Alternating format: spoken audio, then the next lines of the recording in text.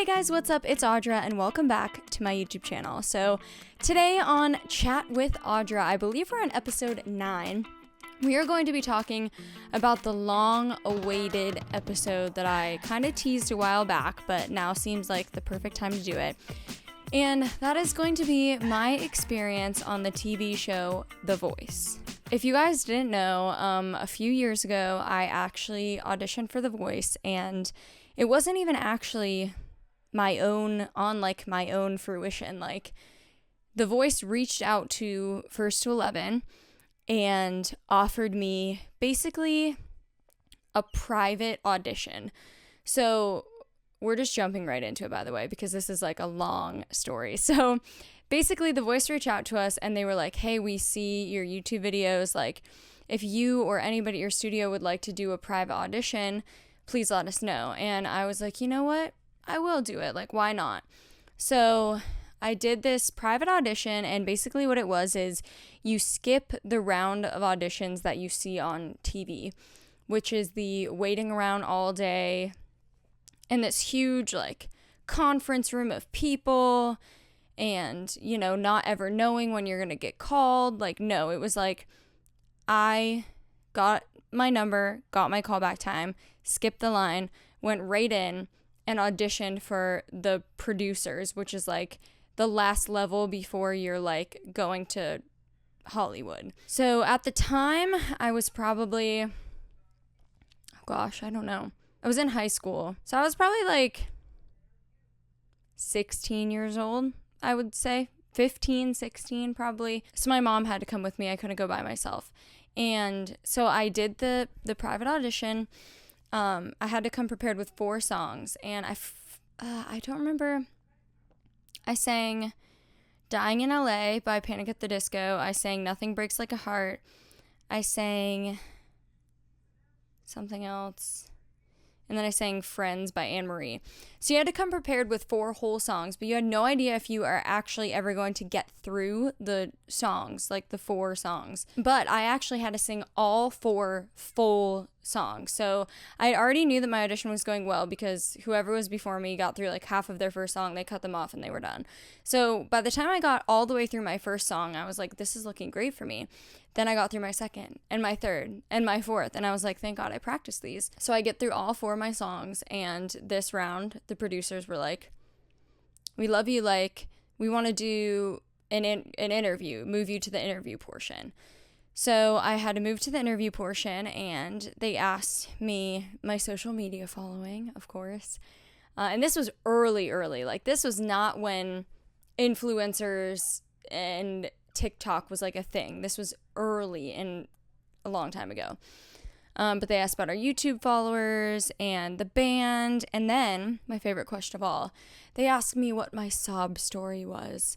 Because on every good TV show, you must have a sob story to move on to the next round, of course. I don't have a sob story. I'm so sorry to The Voice, but I just don't have one. So I was like, I don't know, like, I didn't really have a sob story. I was like, the reason that I sing is because of my grandma. She passed away, but like her passing away wasn't the reason I started singing. I was singing long before that. Like, I just grew up singing. Is it cool that like she was also a singer? Absolutely. I think about it all the time, but that's not really my sob story. Like, I wouldn't say that that's the reason why I started doing all this. So I was like, whatever, like. And then they were like, why don't you just frame it that way? Why don't you make it seem like that? So they literally tell you to make up a sob story if you don't have one, just so everybody's fully aware. This is basically me just telling you what happens behind the scenes. So they made me make up this whole sob story about how I started singing because of my grandma, which was like already hard enough for like a 16-year-old to be like, well, I'm already sad about this, and now you're making me say that this is the reason why I'm singing, is like a whole twisted thing in my brain still, but whatever.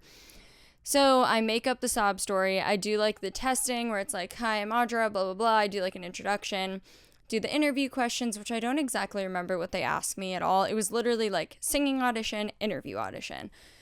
And so they were like, okay, cool. Like, if you made it, we'll reach out to you in like a couple months. And if you didn't, you probably won't hear from us. And I was like, great. And so, you know, a month had went by and I hadn't heard anything, month and a half, hadn't heard anything. And then all of a sudden, I get a call one day at band practice and they were like, "Is this Audra?" And I was like, "Yes." And they were like, "You're going to Hollywood for The Voice." And I was like, "What?" Like, I was shocked. I had no idea. I was totally, at that point, thought that I didn't make it. And I was like, wow. So I go home because it's such a quick turnaround. Literally, like, a couple weeks later, I was in California with my mom.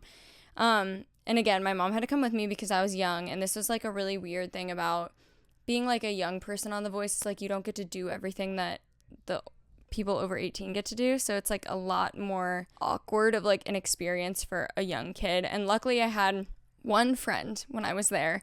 Her name was Mary. And I still follow her on Instagram. She's actually going to the University of Michigan, I believe, for musical theater. She's amazing. And she used to be in, like, a girl group on, like, Disney Channel and stuff with Jenna Rain, who is, like, popular now as a singer and on TikTok and stuff.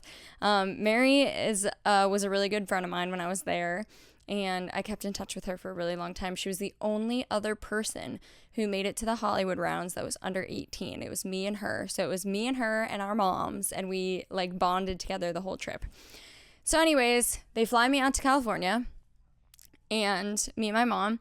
And before all of that, they send you a list of probably 2,000 songs. And they're like, go through this list that is songs that are approved for television by The Voice.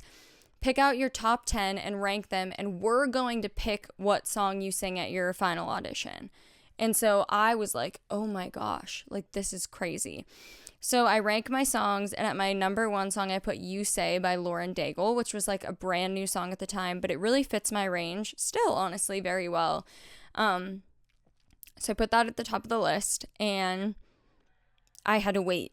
And 3 days before I left, they sent me back my song that I was singing for the audition. 3 days. That's how much time you had to prepare. You didn't know until 3 days before you left how much, like, what song you were singing. So 3 days out, I get my email. I'm singing You Say by Lauren Daigle. And I was very excited because that was my number one choice. I'd been practicing listening to, like, my top 10, all of them, just in case. But that was the one I wanted, and I got it, which was very exciting. So basically, you get to LA and you get to this hotel. And I've actually stayed near this hotel quite a few times. It's in Burbank. And so we fly in, they get us a car from the hotel, or from the airport to the hotel. We get into the hotel, they check us into the room, they take us upstairs, whatever. And then they're like, okay, there's, like, a casting meeting in, 2 hours, come down. So we go down to a conference room, and the casting people are there. And I don't think I'm going to say who the casting people were, because I don't know if it's the same still. And none of this was, like, had anything to do with them. It's just how a reality television show goes. So we go down to the casting, and they give us this folder and this packet with all the times and events and things that are happening in. They go, now, if anybody asks you, you can't say that you're here for The Voice. You have to say that you're here for a musical theater camp, a singing camp, some kind of, like, summer camp. So we weren't allowed to say we were there for The Voice. We had to just pretend that we were there for some kind of camp, some music camp. And that was strange. We also couldn't post on our social media at all the entire time we were there. We couldn't post that we were in LA. We couldn't post what we were doing in LA. Couldn't post any pictures, like, nothing. Very, very, very strict about the social media content, and even just speaking to other people around the hotel. You were not ever allowed to utter the words, "I am here for The Voice." It was strictly prohibited. So that was, like, the first thing. I have all of these papers still, and I have all the emails. I have the list of the songs. Like, I have everything still, which is very cool, but it's a reminder of the experience, So I go to my audition the next day, and I got through that audition to the final round of producers. So the next day I had another one. I get dressed up, get ready to go. I'm practicing my song, You Say. Ring, ring, ring. I get a call up to the hotel room. Hey, Audra, it's the casting producers. We actually have decided that we want to switch your song right now. And I was like, hold up. You're switching my song 5 minutes before my audition? Like, this is unreal. This can't be happening right now. So there I am, sitting in my room with my mom, literally sobbing, like so terrified, because I was completely and utterly prepared, practicing all night, all day. Like, all I was doing was practicing the song. 5 minutes before my audition, they call me, they change the song. Now, it was one of the songs that I sang in my very, very first audition. They ended up changing it to Nothing Breaks Like a Heart. But I was devastated. I felt so confident on my other song. I was practicing. They never said anything about being able to change your song like that at the last minute. And I was like, this is straight up sabotage to this 16-year-old girl that I was, like, terrified, because I was in Hollywood about to sing in front of the main producer of The Voice.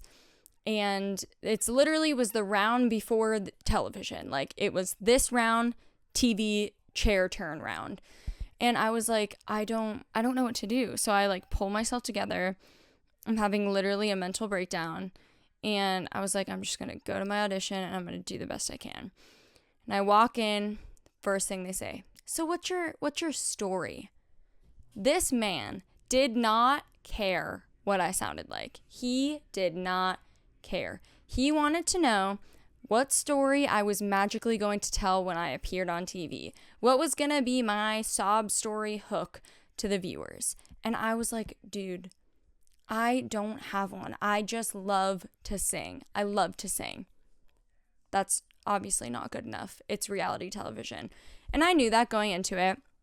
But how do you tell a 16-year-old girl who loves to sing that she's not going to be able to get on The Voice because she didn't have a sad enough life? Because truly, that's what happened. And it was very disappointing. And I very quickly, like, went into a spiral after this where I didn't want to sing.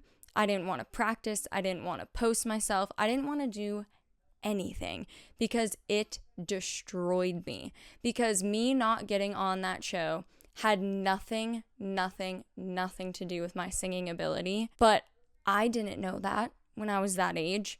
All I knew is that I wasn't good enough to get on The Voice. And in the people that didn't make it from that, there was probably like 100 to 150 people who made it to the final callbacks in California. And like literally, I think 6 people didn't make it to the show. And I was one of them. And they literally were like, this has nothing to do with your ability. Like, it's just like, it's television. And I was like, I don't even know what that means. Like, I was so young. And to have to hear that from like this adult who's supposed to be doing a show about singing, that they're just like, well, your singing is great, but you don't have enough for reality television. I was like, this isn't a reality TV show where they're going to follow me around and talk about my life. This is a singing show. Like, and my brain just could not comprehend that. And so I was just like, well, I must just not be good enough. I must not be good enough for The Voice, and I'm not good then. And I went into like a very dangerous spiral of almost stopping after this. Like, I almost quit because I was just like, it just ruined my whole experience. It ruined it for me. And then you know what? After that, they send you up to your room, you pack up your stuff, they call you a car, and they send you home early on a flight. I was like, okay, bye.